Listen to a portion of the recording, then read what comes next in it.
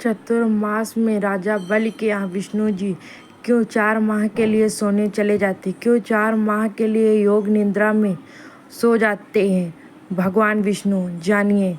आषाढ़ माह में शुक्ल पक्ष की एकादशी को आषाढ़ी एकादशी के साथ इसे देवस यानी एकादशी, हरियस यानी और पद्मनाभा एकादशी भी कहते हैं। इस दिन श्री हरि विष्णु जी 4 माह के लिए पाताल लोक के राजा बलि के यहाँ योग निद्रा में सोने के लिए चले जाते हैं।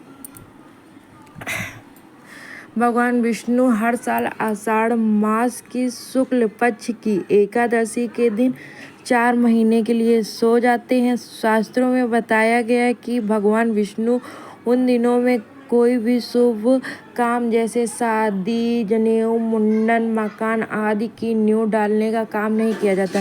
अब सवाल ये उठता है कि क्या वास्तव में भगवान विष्णु सो जाते हैं या भगवान के सोने का कुछ और मतलब है। इन सवालों का जवाब शास्त्रों और पुराणों में दिया जाता है। पुराणों में बताया गया है कि राजा बलि ने तीनों लोकों का अधिकार कर लिया था। घबराए इंद्र ने जब भगवान विष्णु से सहायता मांगी तो विष्णु ने वामन अवतार लिया और राजा बलि से दान मांगने पहुंच गए। वामन भगवान ने दान में 3 पग भूमि मांगी। 2 पग में भगवान विष्णु ने धरती और आकाश नाप लिया और तीसरा पग कहाँ रखे जब ये पूछा तो बलि ने कहा कि उनके सिर पर रख दे।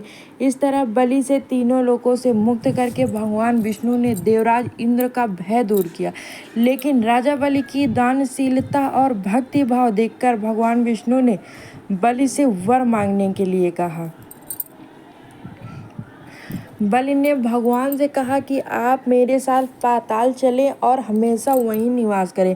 भगवान विष्णु ने अपने भक्त बलि की इच्छा पूरी की और पाताल चले गए। इससे सभी देवी देवता और देवी लक्ष्मी चिंतित हो उठी। देवी लक्ष्मी ने भगवान विष्णु को पाताल लोक से मुक्त कराने के लिए एक चाल चली और पहुंच गई एक गरीब स्त्री बनकर राजा बलि के पास। उन्होंने राजा बलि को राखी बांधी और बदले में भगवान विष्णु को पाताल से मुक्त कराने का वचन लिया। भगवान विष्णु ने अपने भक्त को निराश नहीं करना चाहते थे, इसीलिए बलि को वरदान दिया कि वह हर साल आषाढ़ शुक्ल एकादशी से कार्तिक शुक्ल एकादशी तक पाताल लोक में निवास करेंगे।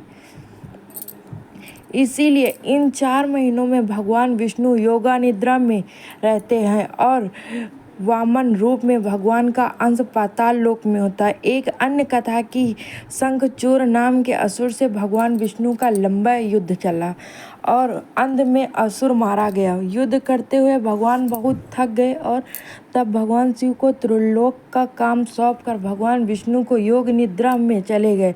इसीलिए इन 4 महीनों में भगवान शिव की पालनकर्ता भगवान विष्णु के काम भी देखते हैं। यही कारण है कि सावन में भगवान शिव की विशेष पूजा होती। इन 4 महीनों के दौरान पृथ्वी की उपजाऊ क्षमता कम हो जाती। जितने भगवान विष्णु में निद्रा में रहते हैं उतने दिन उनके अवतार सागर में संजीवनी लाते हैं। 4 माह बारिश का समय रहता है। इस दौरान वार्षिक प्रलय रहती है। प्रकृति खुद को नए सिरे से तैयार करती है। सभी कुछ जलमग्न होता है। ऐसे में जीवन पुनः सृजन होता है। सृजन काल में 4 माह के बाद श्री हरि कृष्ण विष्णु जी पुनः पालनहार की भूमिका में आ जाते हैं। इसीलिए तब तक के लिए वो सो जाते हैं।